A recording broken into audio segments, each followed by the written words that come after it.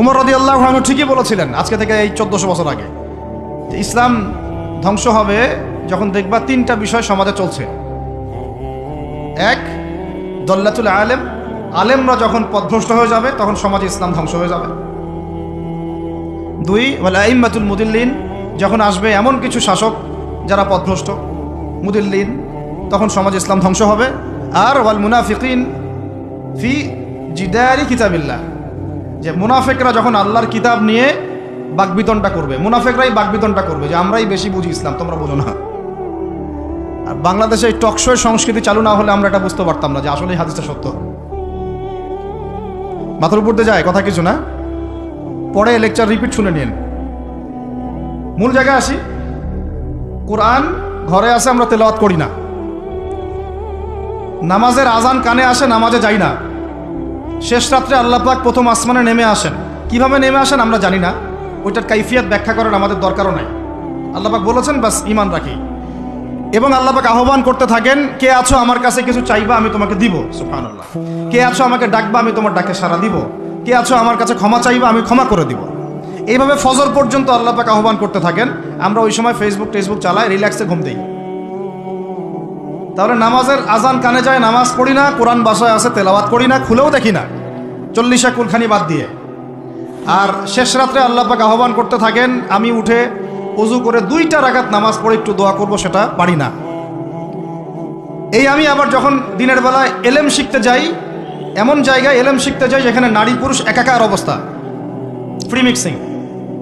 আমি এমন এলেম শিখতে চাই যে এলেমটা আমাকে 20 বছরে 20টা সূরাও শিখায় না। 20টা হাদিস আপনার মুখস্থ নাই, আমি চ্যালেঞ্জ করতেছি আপনাকে। 20টা হাদিস আপনি দাঁড়ায় বলেন, ছোট ছোট হাদিস খালি। যেমন عن أمير المؤمنين عمر بن الخطاب رضي الله عنه قال رسول الله صلى الله عليه وسلم إنما الأعمال بالنيات وإنما لكل امرئ ما نوى فمن كانت هجرته إلى الله ورسوله فهجرته إلى الله ورسوله ومن كانت هجرته إلى الدنيا يصيبها أو امرأة يتزوجها فهجرته إلى ما هاجر إليه। এরকম ছোট্ট আপনি আমাকে 20টা হাদিস শুনান যারা 20 বছর পড়াশোনা করেছেন জেনারেল লাইনে, দাঁড়ান দেখি কার সাহস আছে। এই হচ্ছে আপনাদের শিক্ষার অবস্থা। তারপরে আপনি আবার যখন চাকরি ক্ষেত্রে যান, ঘুষ ছাড়া আপনার চাকরি হচ্ছে না। এই হলো অর্থনৈতিক জীবনের অবস্থা। আবার চাকরি, ব্যবসা, বাণিজ্য যাই করছেন, এর মধ্যে ম্যান্ডেটরি মাস্ট বি সুদ আছে। কি আছে? এই মাপে কম দেওয়া তো আছেই, অন্যের সম্পদ আত্মসাৎ তো আছেই, পণ্যে ভেজাল দেওয়া তো আছেই, তারপরে সিন্ডিকেট তো আছেই, যেটার দাম এখন এই রজবের আছে কয় তারিখ, রজবের 14-15 হবে না? তো এই রজবের 14-15-তে যে পণ্যের দাম 200 টাকা, 1.5 মাস পরেই সেই পণ্যের দাম হবে 400 টাকা। এই হলো অর্থনৈতিক জীবনের অবস্থা। আর সুদের সাথে সম্পৃক্ত না হলেও তো আমাদের ঘুম হচ্ছে না। বাংলাদেশের 64,000 গ্রাম বাংলা বলি না আমরা, 64,000 গ্রাম বাংলায় একাধিক সুদী এনজিও আছে, সবাই সুদী কারবার করতেছে। আমাদের মা বোনরা ওখানে সমিতিতে নাম লেখাচ্ছে, আমরাও নাম লেখাইছি অনেকে। কিস্তি শোধ করতে হচ্ছে, জমি বন্ধক রাখো, বাছুর বন্ধক রাখো, গরু বন্ধক রাখো। শেষমেশ ধনীরা ধনী হচ্ছে, গরিবরা গরিব হচ্ছে।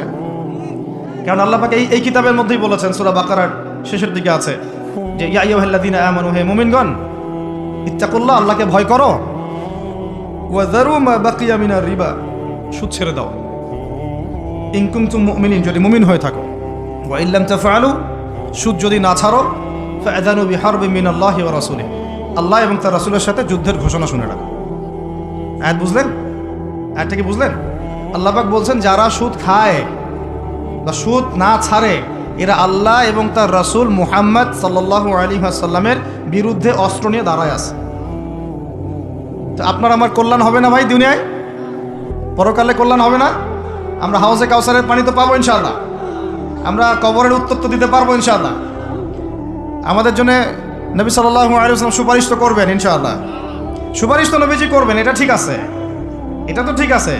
কিন্তু কোরআনে যে আল্লাহ পাক বললেন সুদ যদি তোমরা না ছাড়ো, তাহলে জেনে রেখো তোমরা আল্লাহ এবং তার রাসূলের বিরুদ্ধে যুদ্ধ করতেছো। তো এখন এটা আমরা কিভাবে আল্লাহ পাককে বুঝ দিব?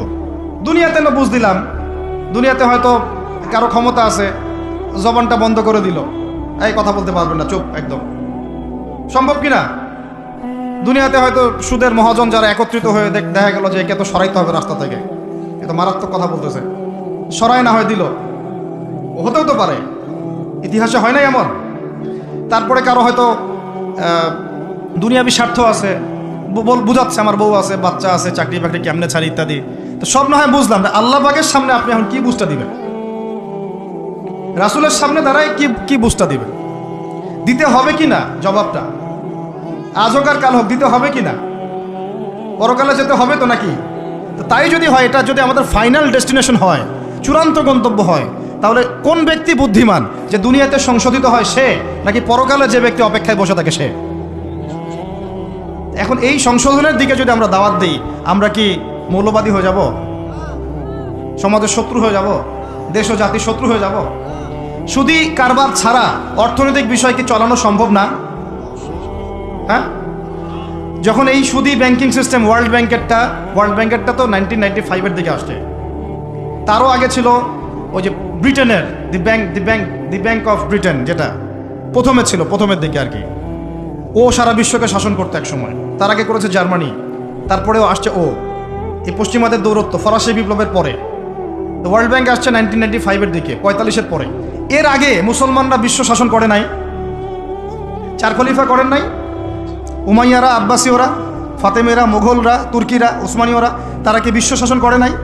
তো তখন কি সুদ দিয়ে পুরো বিশ্বের অর্থনীতি পরিচালিত হয়েছে? বিকল্প কোনো ব্যবস্থা কি কোরআন এবং হাদিসে নাই? তো যদি সেটা থাকে, আর আমরা যদি এটাকে পাশ কাটায় যাই, গিয়ে পশ্চিমাদের এই অর্থনীতি যদি আমরা গ্রহণ করি, সেভাবে জীবনযাপন করতে থাকি, তো আল্লাহর সামনে কি ভাই আমাদেরকে দাঁড়াতে হবে না? আল্লাহ পাক আমাদের সবাইকে যেন কথাগুলো মন দিয়ে বোঝার তৌফিক দান করে। এখন যদি পুরো সিস্টেমটা আমরা চেঞ্জ করতে না পারি, ওই ক্ষমতা আমাদের নাই মনে করেন, ব্যক্তি জীবন থেকে সুদ দূর করা যাবে না? আমাকে কি রাষ্ট্র প্রশাসন একদম সুদ না খাইলে অ্যারেস্ট করে নিয়ে যাবে?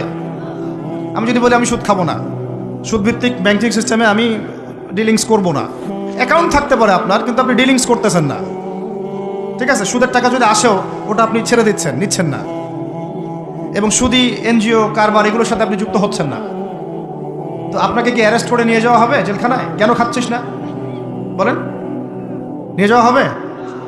এখনো ওই রকম দুঃসাহস দেখানোর মতো লোক বাংলাদেশে আসে নাই যে আপনি সুদ না খাইলে আপনাকে জোর করে ধরে নিয়ে যাবে। আচ্ছা, এরকম কেউ কখনো করবে না তারা এই কাজটা, ইনশাআল্লাহ। আর যদি করে তাহলে তো আল্লাহর গজব নেমে আসবে। তো এখন তাহলে সুদ খাচ্ছে কে? আপনি, আমি, নিজেই। কে খাচ্ছে তাহলে? আমরা নিজেরাই খাচ্ছি। হয় আমি খাচ্ছি, না হলে আপনি খাচ্ছেন, না হলে আপনার স্ত্রী খাচ্ছে, না হলে আপনার বাবা খাচ্ছে।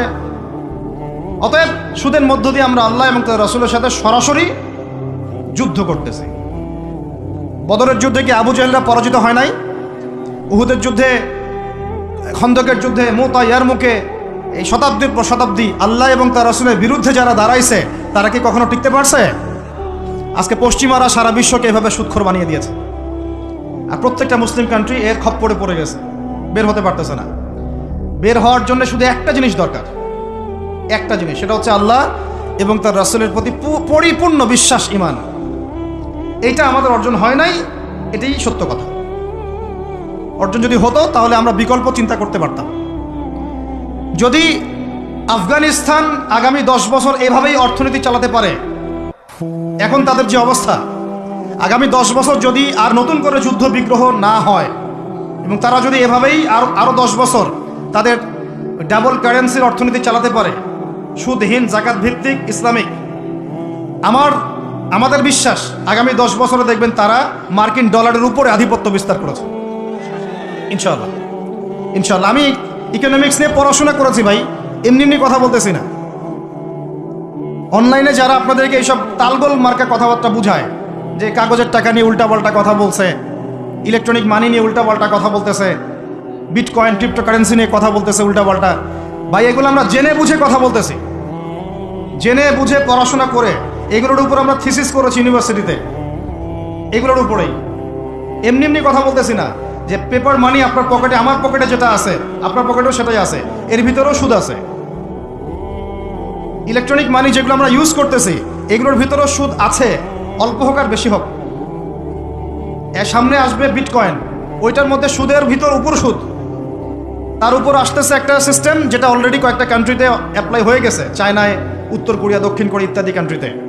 এটা হলো ক্যাশলেস সোসাইটি, মানে কোনো ক্যাশই থাকবে না সোসাইটির মধ্যে, ডিজিট থাকবে, খালি ডিজিট। মানে আপনি বলতে পারবেন না যে আমার 1 লক্ষ টাকা আছে। যদি বলি 1 লক্ষ টাকা আছে, টাকাটা আমার হাতে দেন দেখি, আপনি হাতে দিতে পারবেন না, দেওয়ার মতো কিছু নাই। ওইটা আপনার ডিজিটে থাকবে, নাম্বারে, ফিগারে। 1 লাখ এটা ফিগার। ইতিহাসে এমন কোনো কারেন্সি আসে নাই যেটা ধরাও যায় না, ছোঁয়াও যায় না, পকেটেও রাখা যায় না। এটা আসতেছে সামনে। যারা বুঝে না এগুলা, আমরা আক্রমণাত্মক কথা বলতে চাচ্ছি না, আল্লাহ পাক তাদেরকে হেদায়েত দান করুন। যারা বুঝে না তারা মনে করতে পারে এগুলো হচ্ছে ভবিষ্যৎবাণী। আদতে এইগুলা বর্তমান বিশ্বে চলতেছে, আমাদের সে সম্পর্কে জ্ঞান নাই। আমরা অনেকেই ক্যাশলেস সোসাইটি প্রতিষ্ঠার চেষ্টা করতেছি। এটার মধ্যে যতটুকু কল্যাণ আছে না, তার চেয়ে বেশি অকল্যাণ আছে। যখন আমরা একটা জিনিস চালু হয়ে যায় তখন সবাই কিন্তু প্রতিবাদ করি না। যখন চালু হয়ে যায় তারপরে ওরা যখন ইসলাম বিরোধী এজেন্ডা বাস্তবায়ন করে তখন আমাদের টনক নড়ে। এক্সাম্পল দেই একটা, তাহলে বুঝবেন। আজকে ট্রান্সজেন্ডার নিয়ে যারা পেট্রোনাইজ করতেছে, পিছন থেকে ফান্ডিং করতেছে, এটাকে প্রমোট করতেছে, অনলাইন অফলাইন যেখানে ঢুকবেন খালি এগুলোই দেখা যাচ্ছে, এর পিছনে একটা সুদী এনজিওদের হাত আছে। কাদের হাত আছে? তো এখন সারা দেশে যখন এরা কারবার শুরু করেছিল তখন আমরা কিন্তু সবাই মিলে এইভাবে প্রতিবাদ করি নাই। আজকে যখন তারা একটা জিনিসকে প্রতিষ্ঠা করার চেষ্টা করতেছে ওদের স্বার্থে, ইসলামের বিপক্ষে, এখন আমাদের অনেকের টনক নড়তেছে যে আরে এ কি হচ্ছে, আমাদের মুসলমানদের বাচ্চারা এগুলো কি শিখতেছে। সমস্যা হচ্ছে আমরা সমস্যা আসলে শুরুতে বোঝার মতো ওই নূর, বাসিরা, হিকমা আমাদের এখনো পয়দা হয়নি। এবং শেষে গিয়ে একদম কুলে, কি বলে ওটাকে, মাঝপথে গিয়ে যখন দড়িয়ায় যখন নৌকা ডোবা শুরু করে তখন আমাদের হুঁশ ফিরে, আরে কি হচ্ছে এগুলো। তো আল্লাহ পাক আমাদেরকে বিজয় দিবেন এটা প্রতিশ্রুতি দিয়েছেন। যে একটা নিয়ে কথা বলতে গেলে ভিতরে চলে গেছে। আমার সমস্যা এটাই, আলোচনা করতে গেলে একটু বেশি ভিতরে চলে যাই, পরে আর বেরোতে পারি না। আপনারা কি আলোচনা বুঝতে পারতেছেন? আল্লাহ পাক আমাদেরকে প্রতিশ্রুতি দিয়েছেন যে তোমরা দুশ্চিন্তাগ্রস্ত হয়েও না, তোমরা টেনশন করো না, ভয় পেও না, হীনবল হয়েও না, আনতুমুল আ'লাউনা, তোমরাই বিজয়ী হবে এই দুনিয়াতে এবং আখিরাতে, তোমরাই বিজয়ী হবে ইন কুনতুম মুমিনিন, যদি প্রকৃতপক্ষে মুমিন হয়ে থাকো। আমাকে বলেন, যারা আজান শুনেও নামাজে যায় না এরা কি মুমিন? বলেন। আপনি মনে করছেন আমি জুমার নামাজ তো পড়ি, ঈদের নামাজ তো পড়ি। এমনও হতভাগা মানুষ আছে পৃথিবীতে যাদের নামাজ প্রথমবার তারা নামাজ পড়ে জানাজার নামাজ। আছে না ভাই? আল্লাহ পাক আমাদের সবাইকে 5 ওয়াক্ত নামাজি হওয়ার তৌফিক দান করেন। এবং কাজা নামাজ অনেকের আছে, আল্লাহ পাক সেগুলো আদায় করার তৌফিক দান করেন। আপনারা যখন হজ উমরা সফরে যাবেন বেশি বেশি সেখানে নামাজ পড়বেন, কারণ ওখানে 1 রাকাত নামাজ হারাম শরীফে পড়লে 1 লক্ষ রাকাতে নেকি হয়। আর মদিনা মুনাওয়ারায় পড়লে, মানে হারামে পড়লে 1000 নেকি হয়। আর এই দুইটা আমরা খুব ভালো জানি, মিম্বরে আলোচনা হয় খুব, মাশাআল্লাহ, তাই না? তো নসিহত হচ্ছে ওখানে গিয়ে আমরা বেশি বেশি নামাজ পড়বো, নফল নামাজ, ঠিক আছে? কাজা নামাজগুলো হিসেব করে আদায় করার চেষ্টা করবো ইনশাআল্লাহ। তবে হাদিসে আরেকটা জায়গা আছে, ওইটা আমরা ভুলে গেছি। আরও একটা মসজিদ আমাদের আছে ভাই, যেখানে 2 রাকাত নামাজ পড়লে জীবনের সব গুনাহ মাফ হয়ে যায়।